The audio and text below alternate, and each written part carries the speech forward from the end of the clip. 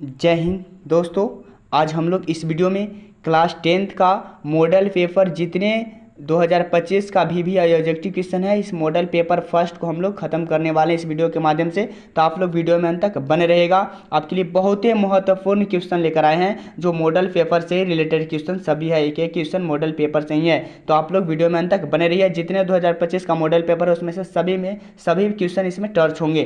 तो देखिए, भीमराव अम्बेडकर के चिंतन और रचनात्मकता के मुख्यतः कितने प्रेरक व्यक्ति रहे? तो बताएंगे कि भीमराव के चिंतन और रचनात्मकता के मुख्यतः 3 प्रेरक व्यक्ति रहे थे। कितने व्यक्ति रहे थे? 3। और इस तरह से बढ़ेंगे अगले प्रश्न की ओर। अगले प्रश्न का आंसर बताइए क्या होगा। उसने जहर पी ली, तो इस वाक्य में जहर कौन से संज्ञा है? जहर बताने की कौन सी संज्ञा है? तो जहर लिक्विड होती है, द्रववाचक है। जहर कौन सी संज्ञा? द्रववाचक। इस तरह से बढ़ेंगे अगले प्रश्न का आंसर क्या होगा, जल्दी से बताइए। डॉक्टर अंबेडकर किस वर्ग के परिवार में जन्म लिए थे? तो बताएंगे कि दलित वर्ग के परिवार में भीमराव अम्बेडकर जन्म लिए थे। इस तरह से बढ़ेंगे अगले प्रश्न की ओर। अगर एक बात और ध्यान रखिएगा दोस्तों, आपको ये भी बताना है कि कितने क्वेश्चन का आप आंसर सही दे रहे हैं, कितने क्वेश्चन का आंसर गलत दे रहे हैं। आप लोग कमेंट बॉक्स में जरूर आप बताइएगा अपना। और जितने क्लास 10th के आपके नज़र में जितने 2025 एग्जाम बिहार बोर्ड के लिए तैयारी कर रहे हैं, उन सभी लोगों के पास एक बार शेयर करिएगा जरूर दोस्तों। देखिए, हम इस वीडियो से माध्यम से बोलना आपको चाह रहे हैं कि 5 मॉडल सेट आपका हिंदी का है, 5 मॉडल सेट को हम कंप्लीट करवा रहे हैं। फर्स्ट मॉडल सेट हमारा इसी वीडियो से स्टार्ट हो रहा है। तो आप लोग इस वीडियो में अंत तक बने रहिए और आपके लिए बहुत इंपॉर्टेंट क्वेश्चन होने वाला है। एकदम रट जाइए, फुल गारंटी लेते हैं दोस्तों, रट जाइए। 100% गारंटी है कि इसी जो 5 हम मॉडल सेट का प्रैक्टिस सेट कराने वाले हैं, ये 5 में से आपका VVI ऑब्जेक्टिव क्वेश्चन निकलेगा दोस्तों। तो आप लोग क्वेश्चन को रट जाइए, इस वीडियो को देखकर पूरे ऑब्जेक्टिव क्वेश्चन को फाइनल कर लीजिए। तो इस तरह से बढ़ते हैं अगले प्रश्न की ओर। देवनागरी लिपि का विकास किस लिपि से हुआ? तो देवनागरी लिपि का विकास ब्राह्मी विकास लिपि से हुआ। किससे? ब्राह्मी। इस तरह से बढ़ेंगे अगले प्रश्न की ओर। अगले प्रश्न से क्या होगा बताइए। लौटकर आऊँगा फिर कविता किस कवि द्वारा भावांतरित की गई? तो लौटकर आऊँगा फिर कविता किस कवि द्वारा भावांतरित की गई? तो बताएंगे प्रयाग शुक्ल। किसके द्वारा? प्रयाग शुक्ल के द्वारा। इस तरह से बढ़ेंगे अगले प्रश्न की ओर। कपोल का अर्थ है, कपोल का अर्थ क्या होता है? तो कपोल का अर्थ गाल होता है दोस्तों। क्या होता है? गाल होता है। इस तरह से बढ़ेंगे अगले प्रश्न का आंसर क्या होगा, जल्दी से बताइए। तो निर्वासित का अर्थ क्या होता है? तो निर्वासित का अर्थ बेघर होता है। क्या होता है? बेघर होता है दोस्तों। इस तरह से बढ़ेंगे अगले प्रश्न की ओर। निम्नलिखित में कौन सा वर्ण तालु से उच्चारित होता है? निम्न में कौन सा वर्ण तालु से उच्चारित होता है, आपको बताना है। तो बताएंगे 6 हमारा जो तालु से उच्चारित होता है। इस तरह से बढ़ेंगे अगले प्रश्न की ओर। अगले प्रश्न का आंसर बताइए कमेंट बॉक्स में क्या होगा। नलिन विलोचन शर्मा के पिता का नाम क्या था? तो नलिन विलोचन शर्मा का जो पिता का नाम था वो रामावतार शर्मा था। क्या था? रामावतार शर्मा। इस तरह से बढ़ेंगे अगले प्रश्न की ओर। अगले प्रश्न का आंसर क्या होगा। सेन साहब की मोटर कार थी, तो सेन साहब का जो मोटर कार थी वो हमारा स्ट्रीमल इंडिका था, स्ट्रीमल इंडिका ही था। इस तरह से बढ़ेंगे अगले प्रश्न की ओर। अगले प्रश्न का आंसर क्या होगा, जल्द से बताइए। तो BR नारायण ने किस कहानी का अनुवाद किया था? तो BR नारायण जो अनुवाद किए थे वो हमारा दही वाली मंगम्मा के कहानी का अनुवाद किया था। इस तरह से बढ़ेंगे अगले प्रश्न की ओर। आपको कैसा लग रहा है वीडियो दोस्तों, आप लोग जरूर कमेंट बॉक्स में अपनी राय बताएं। और एक एक क्वेश्चन आपके लिए बहुत महत्वपूर्ण होने वाला है दोस्तों। आपको हम 100% फुल गारंटी लेते हैं कि आपको 5 मॉडल सेट का प्रैक्टिस सेट कराने वाले हैं। जो पहला मॉडल सेट का प्रैक्टिस सेट है हम करवा रहे हैं, तो आप लोग वीडियो में अंत तक बने रहिए। इसी तरह से लगातार आपको 5 मॉडल सेट का प्रैक्टिस सेट करवा देंगे दोस्तों, आपका पूरा हिंदी खत्म हो जाएगा। इस तरह से बढ़ेंगे। श्रीनिवास किस भाषा के साहित्यकार हैं? तो श्रीनिवास जो हमारा है वो कन्नड़ भाषा के हमारा साहित्यकार है। इस तरह से बढ़ेंगे अगले प्रश्न की ओर। कौन स्वेच्छासेवक दल के साथ बांध की मरम्मत में लगा था? कौन स्वेच्छासेवक दल के साथ बांध की मरम्मत में लगा था? तो बताएंगे गुण निधि। कौन लगा था? गुण निधि। इस तरह से बढ़ेंगे अगले प्रश्न की ओर। मैक्स मुलर ने सर्वविध संपदा और प्राकृतिक सौंदर्य से परिपूर्ण के देश को कहाँ माना था? तो हम बताएंगे जो हमारा परिपूर्ण था वो भारत को माना था। किस देश को माना था? भारत को। इस तरह से बढ़ेंगे अगले प्रश्न की ओर। मेरा जूता फट गया, इस वाक्य में जूता को किस संज्ञा के अंतर्गत रखेंगे? बताइए। मेरा जूता फट गया, तो इस वाक्य में जो जूता है ना, जूता, किस संज्ञा में इसको रखा जाएगा? तो बताएंगे भाववाचक। किस में रखा जाएगा? भाववाचक में रखा जाएगा। इस तरह से बढ़ेंगे अगले प्रश्न की ओर। निर्विवाद का संधि विच्छेद क्या होगा? निर्विवाद का संधि विच्छेद होता है निह जोड़ विवाद। निह जोड़ क्या होता है? विवाद होता है। इस तरह से बढ़ेंगे अगले प्रश्न को। अगले प्रश्न का आंसर बताइएगा, पावन में कौन सी संधि है? तो पावन में जो संधि होती है वो हमारा क्या होती है? अयादी संधि होती है। क्या होती है? अयादी संधि होती है। इस तरह से बढ़ेंगे अगले प्रश्न की ओर। लक्ष्मी कौन थी? लक्ष्मी लक्ष्मण की थी, क्या थी बताइए? लक्ष्मी लक्ष्मण की क्या थी? तो बताएंगे हम लोग पत्नी थी। क्या थी? पत्नी। इस तरह से बढ़ेंगे अगले प्रश्न की ओर। आप लोग वीडियो में अंत तक बने रहे दोस्तों, आपके लिए बहुत इंपॉर्टेंट क्वेश्चन है। हम 100% गारंटी ले रहे हैं कि आपका क्वेश्चन एक भी बिहार बोर्ड के लिए फालतू नहीं होने वाला है। तो आप लोग को इस वीडियो में बने रहिए, आपके पूरे 100 क्वेश्चन को हम डन करने वाले हैं। इसमें हम बतलाने वाले हैं जो भी है ऑब्जेक्टिव क्वेश्चन रहेगा। तो बताइए 19 क्वेश्चन का आंसर क्या होगा? मंगू के अलावा उसकी माँ की कितनी संतानें थी? तो मंगू के अलावा उसकी माँ की जो संतानें थी वो हमारा कितनी थी? 3 थी। कितनी थी? 3 थी। इस तरह से बढ़ेंगे अगले प्रश्न को। माँ कहानी किस लेखक द्वारा रचित है? माँ कहानी किस लेखक द्वारा रचित है दोस्तों? तो बताएंगे ईश्वर पेटलीकर। ईश्वर पेटलीकर। इस तरह से बढ़ेंगे अगले प्रश्न की ओर। पवित्र का संधि विच्छेद क्या होगा? पवित्र का संधि विच्छेद क्या होता है दोस्तों? तो बताएंगे पो जोड़ इत्र। पो जोड़ क्या होगा? इत्र। पवित्र हो जाएगा।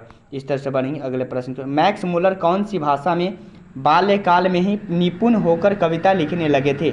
मैक्स मुलर कौन सी भाषा में बाल्यकाल में ही निपुण होकर कविता लिखने लगे थे? तो बताएंगे कि अंग्रेजी। क्या लिखने लगे थे? अंग्रेजी। इस तरह से सॉरी दोस्तों, लैटिन भाषा लिखने लगी था। ऑप्शन नंबर बी होगा। इस तरह से बढ़ेंगे अगले प्रश्न को। मनुष्य को नाखून की ज़रूरत कब थी? मनुष्य को नाखून की ज़रूरत कब थी दोस्तों? तो बताएंगे हम लोग कि जब नाखून की ज़रूरत थी वो जंगली जीवन में थी। कब थी? जंगली जीवन में। इस तरह से बढ़ेंगे अगले प्रश्न की ओर। आप अगले प्रश्न का आंसर बताइए क्या होगा? असुरों के पास नहीं थी। तो असुरों के जो पास नहीं था वो हमारा क्या था? लोहे का अस्त्र नहीं था। लोहे का अस्त्र नहीं था। आपके लिए बहुत ही इंपॉर्टेंट क्वेश्चन होने वाले हैं। आपको हम फुल गारंटी लेते हैं कि 100 में से 100% इसी वीडियो के माध्यम से लड़ेगा क्वेश्चन। तो आप लोग वीडियो में अंत तक बने रहिए, आपके लिए बहुत महत्वपूर्ण क्वेश्चन होने वाला है। इस तरह से बढ़ेंगे अगले प्रश्न की ओर। अगले प्रश्न के आंसर बताइए क्या होगा? निर्गुण का संधि विच्छेद क्या होगा? निर्गुण का संधि विच्छेद क्या होगा? निह जोड़ गुण होता है। क्या होता है? निह जोड़ गुण। इस तरह से बढ़ेंगे अगले प्रश्न के आंसर बताइए। वल्ली अमाल की पुत्री कौन थी? वल्ली अमाल की पुत्री कौन थी दोस्तों? तब पापापति थी। कौन थी? पापापति। पापपाती थे। पापपाती। इस तरह से बढ़ेंगे अगले प्रश्न की। धरती कब तक घूमेगी के कहानीकार हैं? तो धरती कब तक घूमेगी जो कहानीकार हैं वो सावरदैया हैं। कौन है? सावरदैया। इस तरह से बढ़ेंगे अगले प्रश्न की ओर। दीर्घायु। दीर्घायु में समास बताइए। तो दीर्घ आयु में जो समास बताएंगे वो कर्मधार हो। क्या हमारा? कर्मधारय कहलाएगा। इस तरह से बढ़ेंगे अगले प्रश्न की ओर। अगले प्रश्न का आंसर बताइए। पंचानन में समास बताइए। तो पंचानन में कौन समास होगा? तो बताएंगे हम लोग जो पंचानन में होगा वो बहुव्रीहि होगा। क्या होगा?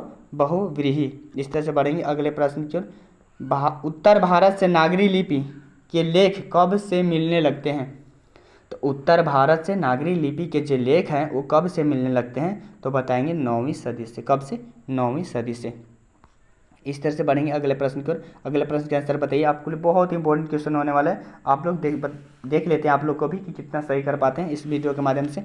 नागरी लिपि के आरंभिक लेख हमें कहाँ से मिलते हैं? तो नागरी लिपि के जो आरंभिक लेख हमें कहाँ से मिलते हैं? तो हम बताएंगे हम लोग कि दक्षिणी भारत से मिलती है। कहाँ से? दक्षिणी भारत से।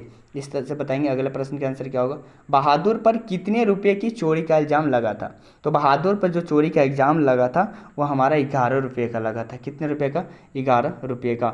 बताइए क्या होगा इसका आंसर? त्रिनेत्र में समास बताइए। तो त्रिनेत्र में समास क्या होगा? तो द्विगु होगा। क्या होगा? द्विगु। इस तरह से बताइए अगले प्रश्न का आंसर क्या होगा? कमेंट बॉक्स में बताइए। आकंठ। आकंठ में समास बताइए। तो आकंठ में जो समास होता है वो अव्ययी भाव होता है। क्या होता है? अव्ययी भाव। इस तरह से बढ़ेंगे अगले प्रश्न की ओर। अगले प्रश्न का आंसर क्या होगा? प्रत्यक्ष में कौन सा उपसर्ग है? तो प्रत्यक्ष में उपसर्ग बताना है। तो प्रति है। प्रत्यक्ष में कौन सा समास है? प्रति। इस तरह से बढ़ेंगे अगले प्रश्न के आंसर क्या होगा? जल्दी से बताइए। बहादुर लेखक के घर से अचानक क्यों चला गया? तो बहादुर लेखक के घर से अचानक क्यों चला गया था? तो बताएंगे हम लोग कि चोरी के इल्ज़ाम के कारण चला गया था, चोरी के इल्ज़ाम के कारण चला गया था।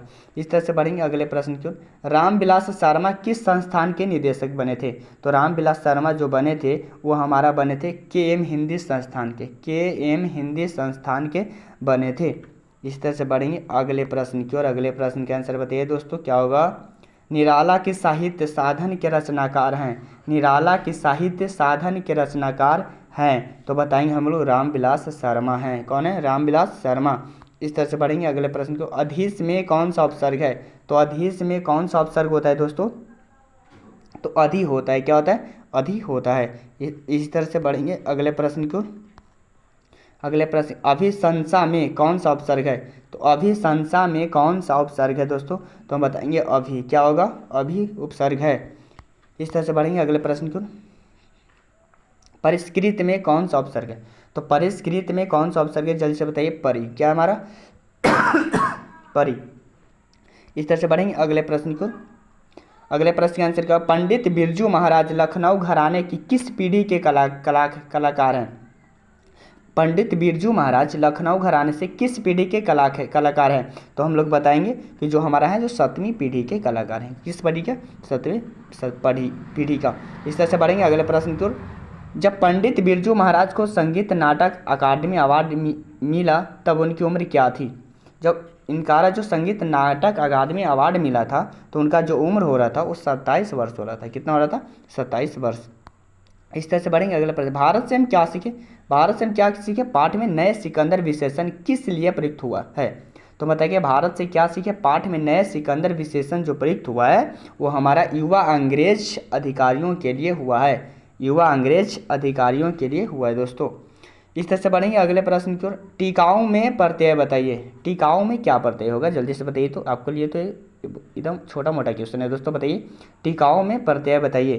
तो टिकाऊ में जो प्रत्यय होता है आऊ होता है। क्या होता है? आऊ। इस तरह से बढ़ेंगे अगले प्रश्न की ओर।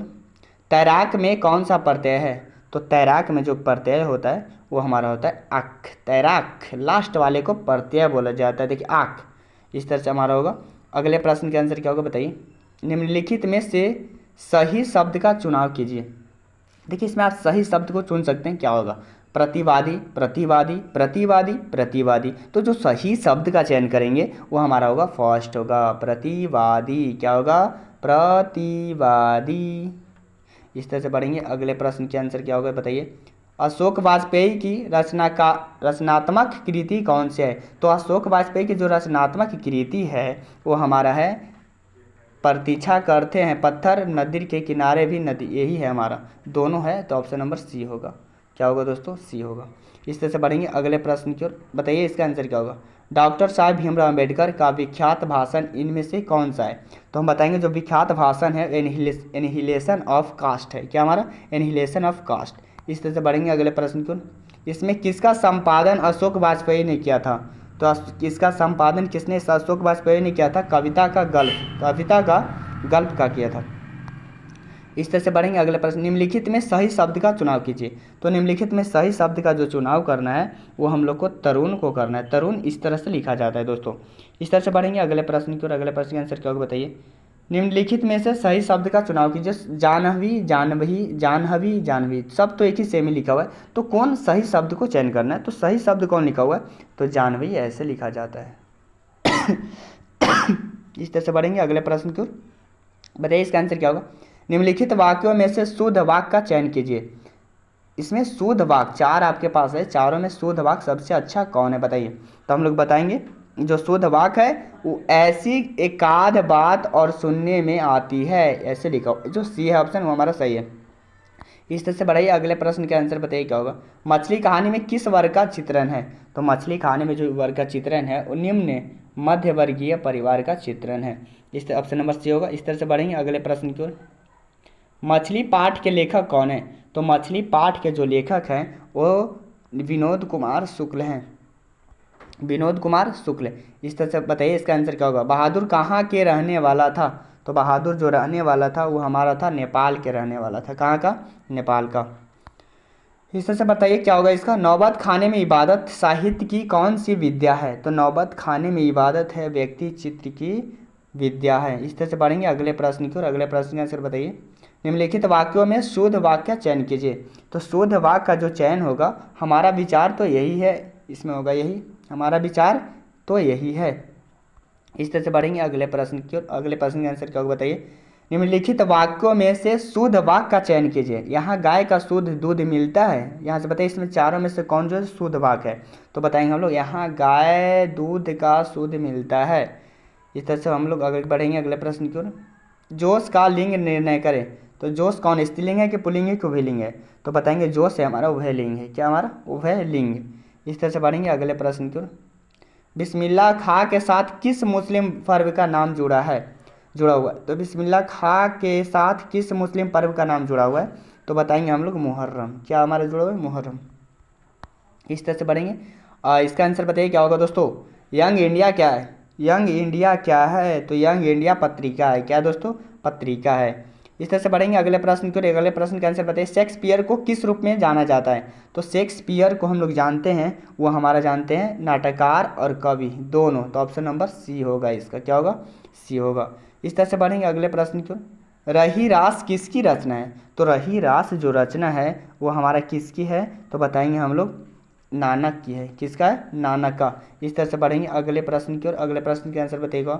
अश्रु का लिंग निर्णय करें। तो अश्रु का लिंग निर्णय जब करना है तो स्त्रीलिंग है कि पुल्लिंग ये बताना है। तो हम लोग बताएंगे कि अश्रु है जो पुल्लिंग है। क्या हमारा, पुल्लिंग है। बताइए दोस्तों कैसा लग रहा है आपको वीडियो, मस्त लग रहा है ना। आप अपना राय जरूर बताइए क्या है दोस्तों, कैसा लग रहा है आपको लिए। बहुत ही इंपॉर्टेंट क्वेश्चन है, हम तो 100% गारंटी लेते हैं दोस्तों। कहीं मत जाइए, इस वीडियो में बने रहिए, आपको 100 का 100 एकदम कन्फर्म होने वाला है। आत्मा का लिंग निर्णय करें। तो आत्मा जो हमारा है दोस्तों वो हमारा स्त्रीलिंग है। क्या हमारा, स्त्रीलिंग है। इस तरह से बढ़ेंगे अगले प्रश्न को। वाणी कब विष के समान हो जाती है। तो वाणी जो हमारा है ना वो हमारा राम के नाम के बिना विष के समान हो जाती है। विष माने जहर के समान हो जाता है। इस तरह से बढ़ेंगे अगले प्रश्न को। सुजान रस खान किस प्रकार की रचना है। तो सुजान रस खान जो रचना है वो हमारा कृष्ण भक्ति की संबंधित है। कृष्ण भक्ति की संबंधी है दोस्तों। इस तरह से बढ़ेंगे अगले प्रश्न की। कबीर रस खान ने अपने दोहे में बेगम उसको लिखना चाहिए, बेगम किसे कहते हैं, किसे कहा है। तो बताएंगे हम लोग भक्त के रूप में स्वयं को, भक्त के रूप में स्वयं को कहा है दोस्तों। इस तरह से बढ़ेंगे अगले प्रश्न का आंसर क्या होगा जल्दी बताइए। अपना उल्लू सीधा करना मुहावरे का सही अर्थ क्या है। तो अपना उल्लू सीधा करना मुहावरे का सही अर्थ है जो हमारा है अपना काम निकालना, अपना काम निकालना। इस तरह से बढ़ेंगे अगले प्रश्न के आंसर बताइए। टोपी बदलना मुहावरे का क्या अर्थ है। तो टोपी बदलने का अर्थ है दल बदलना। क्या बदलना, दल बदलना है। इस तरह से बताइए अगले प्रश्न के आंसर क्या होगा। मक्खन लगाना मुहावरे का सही अर्थ क्या है। तो मक्खन लगाना मुहावरे का सही अर्थ है खुशामद करना। क्या हमारा, खुशामद करना। इस तरह से बढ़ेंगे अगले प्रश्न का आंसर बताइए दोस्तों क्या होगा। घानानंद की भाषा क्या है। तो घानानंद की जो भाषा है वो हमारा ब्रज भाषा है। कैसी भाषा है, ब्रज भाषा है। इस तरह से बढ़ेंगे अगले प्रश्न के आंसर बताइए क्या होगा। कवि ने परजनय किसे कहा। तो कवि ने परजनय किसे कहा था, हम लोग बताएंगे बादल को कहा था। किसको कहा था, बादल को। इस तरह से बताइए अगले प्रश्न का आंसर क्या होगा। कवि प्रेमघन ने नेताओं से क्या अपेक्षा नहीं करने की बात कही है। कवि प्रेमघन ने नेताओं से क्या अपेक्षा नहीं करने की बात कही है। तो हम लोग बताएंगे देश प्रबंधन। कैसे, देश प्रबंधन। इस तरह से बढ़ेंगे अगले। वीर गति पाना मुहावरे का सही अर्थ क्या है। वीर गति पाना मुहावरे का जो सही अर्थ है वो हमारा है युद्ध भूमि में मर जाना। युद्ध भूमि में मर जाना आपके लिए बहुत इंपॉर्टेंट क्वेश्चन है दोस्तों। आप लोग वीडियो में अंत तक बने रहिए, आपके लिए बहुत इंपॉर्टेंट होने वाला है इस क्लास में। अगर अगले क्लास हम लोग 4 क्लास और आपका बचा है हिंदी का मॉडल पेपर का, सब खत्म कर देंगे। आप लोग इस क्लास का आंसर और क्वेश्चन एक कॉपी में लिख लीजिए, आपको रट जाना है दोस्तों। इस तरह से बढ़ेंगे अगले प्रश्न की ओर। तालाब का पर्यायवाची क्या होता है। तो तालाब का पर्यायवाची बता सकते हैं आपके क्या होगा दोस्तों। तालाब का पाली होता है। क्या होता है, पाली। इस तरह से बढ़ेंगे अगले प्रश्न का आंसर क्या होगा बताइए। सोनित, शोणित क्या है, शोणित को बताना है। शोणित किसका पर्यायवाची है। तो शोणित जो पर्यायवाची है वो खून का है। शोणित, शोणित किसका है, खून का है। इस तरह से बढ़ेंगे अगले प्रश्न का आंसर क्या होगा। जीर्ण जनपद किसकी कृति है? तो जीर्ण जनपद जो कृषि है राम नरेश त्रिपाठी की है, राम नरेश त्रिपाठी की। इस तरह से बढ़ेंगे। अगले प्रश्न का आंसर क्या होगा बताइए। भारत माता कविता में भारत का कैसा चित्र प्रस्तुत किया गया है? भारत माता कविता में भारत का कैसा चित्र प्रस्तुत किया गया था? तो बताएंगे हम लोग यथातथ्य किया गया था। इस तरह से बढ़ेंगे। अगले प्रश्न का आंसर बताइए क्या होगा। भारत माता किस कवि की रचना है? तो भारत माता किस कवि की रचना है? तो बताएंगे हम लोग सुमित्रानंद पंत की थी, सुमित्रानंद पंत का। इस तरह से बढ़ेंगे। अगले प्रश्न का आंसर क्या होगा बताइए। दिनकर को साहित्य अकादमी पुरस्कार किस कृति पर मिला? तो बताएंगे दिनकर को साहित्य अकादमी पुरस्कार जो मिला था वो हम लोग को किस पे मिला था? संस्कृत के 4 अध्याय पर, संस्कृत के 4 अध्याय पर। आप लोग को तो पढ़ा हुआ बुक पढ़े हुए हिंदी का तो आपको फाइनल हो जाएगा, डायरेक्ट आंसर आप लोग क्वेश्चन पकड़ लेंगे कि इस क्वेश्चन का आंसर क्या होगा। आप लोग कमेंट बॉक्स में जरूर बताइए अपना राय दोस्तों। इस तरह से बढ़ेंगे। अगले प्रश्न का आंसर क्या होगा बताइए। खल्ल का पर्यायवाची है, तो खल्ल का जो पर्यायवाची होगा वो क्या होगा? नीच होगा, दुष्ट होगा, पाजी होगा, सभी होगा। तो सभी होगा। खल का पर्यायवाची क्या होगा? सभी हो जाएगा। इस तरह से बढ़ेंगे। अगले प्रश्न का आंसर क्या होगा। दिनकर किस विश्वविद्यालय के उप कुलपति बनाए गए थे? बताइए दिनकर किस विश्वविद्यालय के उप कुलपति बनाए गए थे? तो बताएंगे हम लोग भागलपुर विश्वविद्यालय के उप कुलपति बनाए गए थे। इस तरह से बताइए। अगले का आंसर क्या होगा। अज्ञेय का जन्म कब हुआ था? तो अज्ञेय जी का जो जन्म हुआ था वो आपका कब हुआ था? 1911 ईस्वी में हुआ था, 1911 ईस्वी में। बताइए इस तरह से। अगले प्रश्न का आंसर क्या होगा। मदन किससे उलझ रहा था? मदन किससे उलझ रहा था? तो बताएंगे हम लोग मदन सोफर से उलझ रहा था। किससे? सोफर से। इस तरह से बताइए। अगले प्रश्न का आंसर क्या होगा। हिरोशिमा कविता, हिरोशिमा कविता फिर बोल रहा है कि किसका चित्रण करती है? तो हिरोशिमा कविता जो किसका चित्रण करती है? तो हम लोग बताएंगे कि हम लोग का आधुनिक सभ्यता की दुर्दांत मानवीय विभीषिका का, आधुनिक सभ्यता की दुर्दांत मानवीय विभीषिका का। इस तरह से बढ़ेंगे। अगले प्रश्न के आंसर बताइए क्या होगा। शहर को बचाना है, क्या चीज़ से बचाना है बताइए। शहर को बचाना है तो बताएंगे नादिरों से बचाना है। किससे? नादिरों से। इस तरह से बढ़ेंगे। अगले प्रश्न का चंदन, चंदन का पर्यायवाची शब्द क्या होगा? तो चंदन का जो पर्यायवाची शब्द होगा वो हमारा होगा गंधराज, मलय, श्रीखंड, ये सभी। तो ये सभी ऑप्शन नंबर डी होगा। इस तरह से बढ़ेंगे। अगले प्रश्न का आंसर क्या होगा बताइए।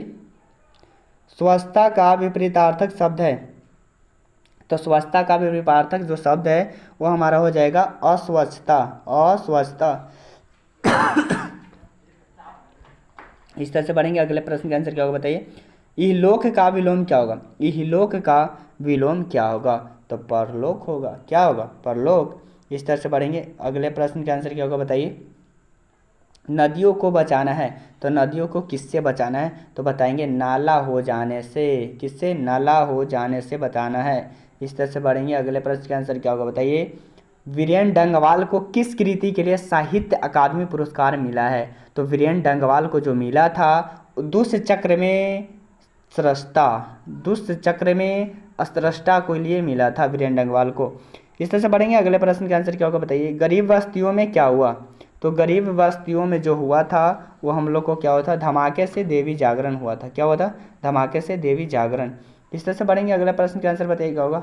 इति का पर्यायवाची शब्द है इति, इति, इति का इति का विपरीतार्थक शब्द कौन सा है? तो इति का जो विपरीतार्थक है वो अथ है। इस तरह से बढ़ेंगे। अगले प्रश्न का आंसर क्या होगा बताइए। उत्कृष्ट का विलोम होगा, तो उत्कृष्ट का विलोम जो होता है वो हमारा व्यर्थ होता है। क्या होता है? व्यर्थ होता है। इस तरह से बढ़ेंगे। अगले प्रश्न का आंसर बताइए। आप लोग कितने सही किए कितने गलत आप लोग जरूर कमेंट बॉक्स में बताइएगा दोस्तों। अभी तक कितने आपका सही है जरूर बताइए। कौन फुदक जाता है? तो जो फुदक जाता है वो कबूतर हुआ हमारा। क्या हमारा?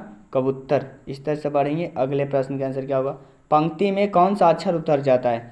तो पंक्ति में जो अक्षर उतर जाता है वो ख उतर जाता है। क्या उतर जाता है? ख उतर जाता है। इस तरह से बढ़ेंगे। अगले प्रश्न का आंसर क्या होगा बताइए। लास्ट क्वेश्चन है दोस्तों आपका हिंदी का VBA ऑब्जेक्टिव 100 फाइनल करवा दिए। ये मॉडल सेट 1 था दोस्तों। ऐसा 5 वीडियो रहेगा आपके पास, आपको पाँचों को रट जाना है दोस्तों। और जितने 2025 के लिए तैयारी कर रहे हैं उन सभी लोगों के पास वीडियो को जरूर शेयर करिएगा दोस्तों।